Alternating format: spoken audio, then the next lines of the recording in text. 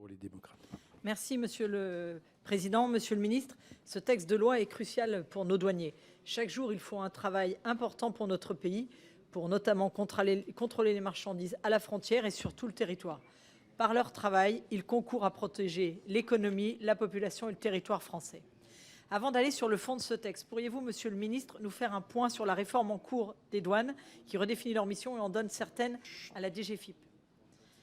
Après la décision de non-conformité du Conseil constitutionnel, il est nécessaire de sécuriser leur action sur le plan juridique.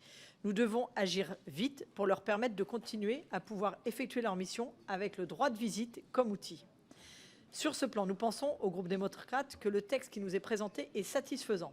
Il garantit aux douaniers de pouvoir faire leur travail tout en respectant les libertés individuelles et permettra à l'avenir de se prémunir de tout risque d'inconstitutionnalité, source d'inquiétude pour nos douaniers. Au-delà de ce travail de recodification nécessaire, ce texte va plus loin puisqu'il donne de nouveaux moyens d'agir aux douanes. Nous saluons la création d'une réserve opérationnelle de l'administration des douanes. La réserve opérationnelle est un outil particulièrement utile à nos administrations pour faire face à des pics d'activité ainsi que pour renforcer les compétences techniques de ces douaniers.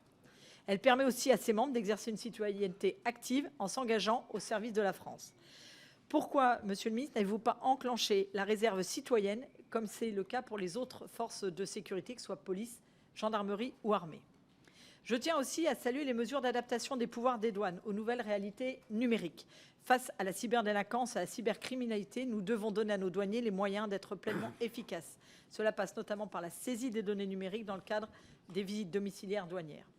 Enfin, face au fléau que représente le trafic de tabac et en considération des réseaux mafieux et criminels qui l'animent, les sanctions douanières et pénales se doivent d'être renforcées.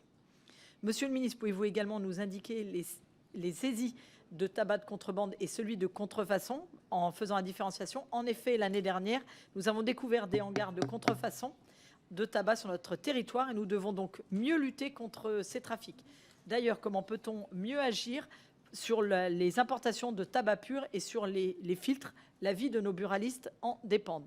Le groupe démocrate votera en responsabilité pour ce projet de loi qui permet de trouver l'équilibre entre adaptation des moyens des douaniers aux nouvelles menaces et le scrupuleux respect des libertés individuelles.